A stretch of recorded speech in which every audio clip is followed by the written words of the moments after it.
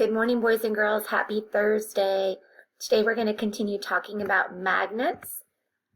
I want you to go ahead and watch the story and listen to the song about magnets just because I thought it was a lot of fun. And then once you're finished, we're going to move on to the day's activities. So now what I want you to do is we're going to draw a line to match the word with its definition. Our words are magnet, attract, repel, magnetic, and pole. I gave you a little freebie here. We're going to match the word to its definition. So a pole is one of the two ends of a magnet. We have as definitions to pull toward, to push away, or the force to push or pull by a magnet, repel.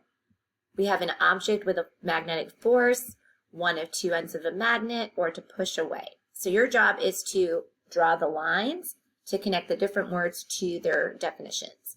Once you're done with that, I want you to draw a picture of what it means to attract an object. You'll put that right here.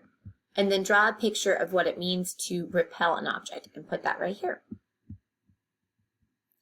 Next, we're going to answer 4, 5, and 6. For number 4 and 5, you're going to circle just the letter. So magnets can attract, again, that means to come together, or to pull. Is that going to be wood, some different metals, or paper?